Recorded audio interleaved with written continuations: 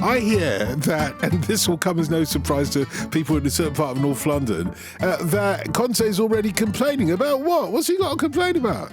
Well, it's a difficult situation to come into when you're planning for the season. You don't know who your number 9 is going to be. So there's still little to no clarity over the Osimhen situation. He doesn't know if Osimhen does go, who's going to come in. Let's talk to Lukaku. Okay. They're very different types of strikers. So there's a conundrum there that you've got straight away. No, I think I can't really see Napoli challenging. If that's what we're discussing here, a fourth, fifth place position for the end of the season for them, I think is a decent achievement. I really do, but Inter, I just don't see anyone coming close to Inter. They look too strong for me. They look too solid. They just bought well again, very sensibly, very astute, as they have done for the past few years. I think they're equipped to go and be better in the Champions League as well, with the options that they have. I just think they're too good. I think they're a level above anybody else. I guess the thing with Napoli is they are learning the first rule of Antonio Conte is you have to please Antonio Conte. The second rule of Antonio Conte is you have to please Antonio Conte. And he has made that very clear. Now, of course, last weekend they were in the Coppa Italia. Why in the Coppa Italia so early in the season? Because they didn't qualify for Europe, which is remarkable still. Of course, he's come into a similar situation like this when he came into Juventus as well. And I'm sure he's given, should we say, the verbal pointers to the dressing room that he gave to those Juventus players going back then. But, when he came out and said, well, it's difficult to get players to come here because we haven't got any European football because, they only beat Modena, a second-tier team on penalties. But it's really indicative, as David said, as it's all a little bit opaque at the moment. So they will get Lukaku. I don't have any doubt about that because Lukaku's committed to going and playing for the coach who's always got the best out of him. So it will happen.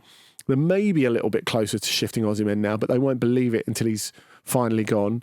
At the moment, it's funny, from a player that they wanted to keep at all costs to one, since they've extended his contract, they're dying to get rid of because he gets paid so much money and they can't afford it, basically. And it stops them getting in who they want. And it will enable them to do a lot more when Osimhen finally goes.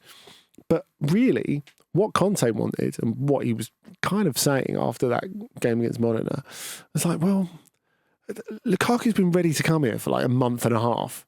We've been ready to have him for a month and a half.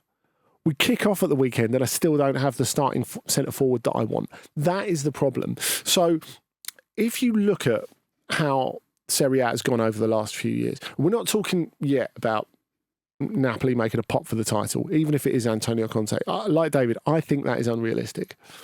But we're talking about regaining a place in the top four.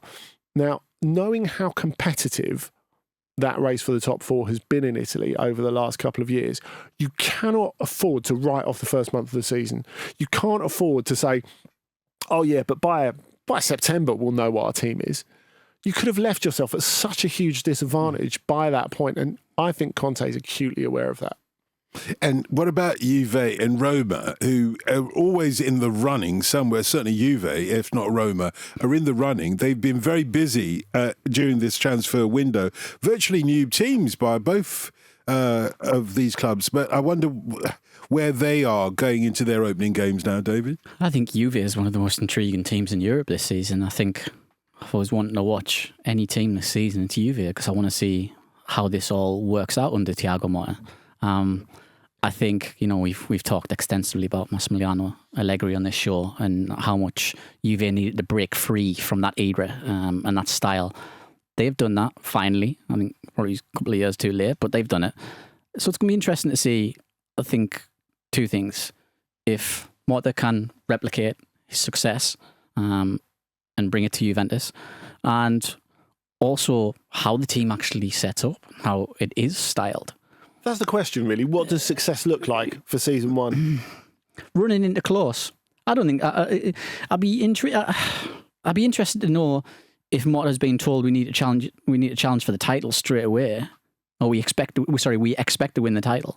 I think they'll run into close, but it's hard to see them maybe doing it straight away, considering the depth of his ideas and what he asks of players. I think for players to take that up straight away and to hit the ground running, I would be really, really surprised. Yeah, it's a significant evolution from what they were doing under Max Allegri. There's no doubt about it.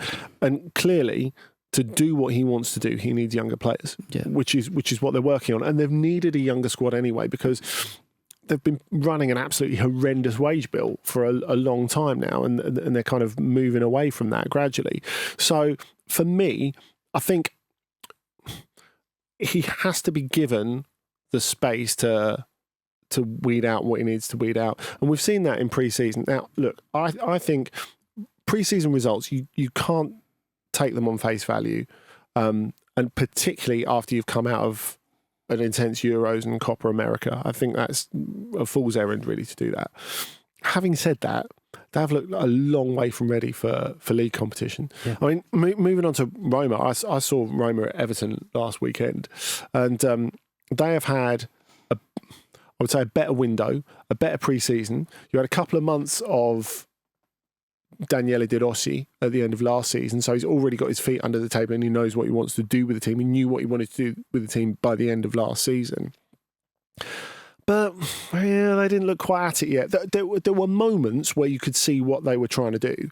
And you've already seen they're trying to play higher tempo football and more exciting football than they did under Jose Mourinho. Yeah. But whether that is good enough for the top four, we don't know.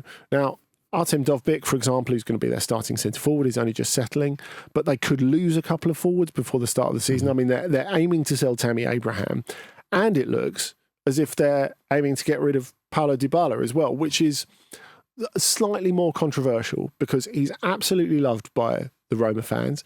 When he's played, he's been brilliant. If you look at his numbers compared to minutes, he's very, very good, but he's fragile. He ended up at Roma for a reason. And as they've tried to get younger, him being there is, and it may be heartbreaking for the fans, but you have to be real, slightly anachronistic, him still being there, because they're trying to move away from this model that was created by Thiago Pinto under a lot of pressure from Mourinho, I expect, to provide these sort of win-now players. Now, the only reason you can get win-now players at Roma is if they're too injured to play for other teams, or they're not consistent enough to play for other teams. So that's why you end up with Dybala, and that's why you end up with Lukaku, and that's why you end up with Renato Sanchez. And I think even if there's some short-term pain in losing Dybala, the financial advantages of losing him and the fact that you're trying to move to something that's a little bit more zesty. I think in the current market, you really have to assess these offers for players in that particular 29 to 32 age bracket.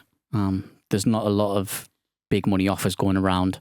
I think there's a lot of clubs desperate to get rid of players that they have on their books who are in that bracket, and the offers aren't coming. They're waiting for that, that dream phone call from Saudi Arabia or wherever it may be.